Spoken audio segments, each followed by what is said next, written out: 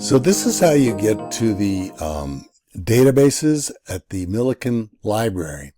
Go first to Millikin University homepage, go to Academics, and there you click on Staley Library. Now, the Staley Library has a little setup here where you can put in general terms if you want, and you can do a wide search. I would like to see us use a more directed search, so we might go to the search databases. And you'll notice there are topic areas and there's general and multidisciplinary. Let's say that you are doing something in psychology. Academic Search Complete would have a lot of those things that would be included under psychology, under religion and philosophy, sociology, all of those, because Academic Search Complete has a lot of them. And so if you wanted to search that, that would be great. But if you click on psychology, you'll notice it's on the list of things here. There's different ways that you would be looking for information. Here's ERIC, which is the Educational Resource Information Center, a government-funded site that provides access to scholarly journals, books, conference papers, and all for, it says on all levels of education. It's basically K-12. I'm going to suggest you could go to any number of these, but I'm going to start with Academic Search Complete because it's the most user-friendly and it does cover just about everything that you can think of. It will ask you to log in, and once you have logged in, it will take you to this search page here. Now, one of the things about this search page is there are a number of things here that are helpful, but the main thing you want to do is, let's say that you're doing psychology, which is very, very broad. Now here you could say and, or not. So you can exclude things, you can expand things. Let's just say psychology and child homelessness. And I would say just clicking full text. You can find things on here that are just the citations, and you can use those to get an interlibrary loan. But just to start with, I would do that and click peer reviewed. I would also say within the past 5 years, most of your topics, that's going to be the most relevant. So when you click on that, it will pull up this thing that suggests that you can click on multiple results here.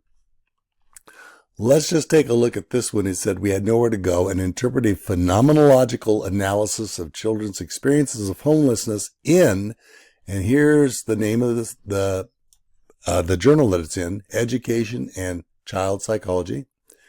Now, you click on this and it will take you to this page where you actually have an abstract, which is a summary written by the authors. It says here, the aim of this research was to conduct sensitive child voice research to explore how children make sense of their homeless experience. And this may or may not, after you've read through it, be something that you're interested in. But then what you can do is you can go to access options. You can either get the online full text or the PDF. If we click on the PDF, you can see it as it appeared in the original journal, as you can see. And now if you want to keep this, you can download it. You can also just get the citation, and you can say, okay, it's going to be APA, so 7th edition APA. That's probably what you want.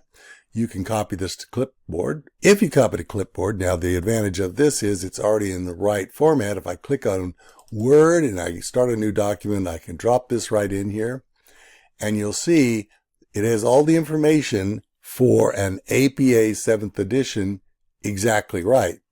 If you block it like this, and you can go over here and make it double spaced, now you can see it is double spaced as things would be on a bibliography or a reference page. It is alphabetized. It will be alphabetized by the last name of the author when you have several sources. And it has the hanging indent. Hanging indent means the first line of every entry goes all the way to the left side. And every line after that in that entry is going to be indented 5 spaces or half an inch. Now that's exactly the opposite of what you would have if you were doing a regular paragraph. The regular paragraph would push this one over a ½ inch, and everything here would be over. This is the hanging indent, which means just the name sticks out on this side.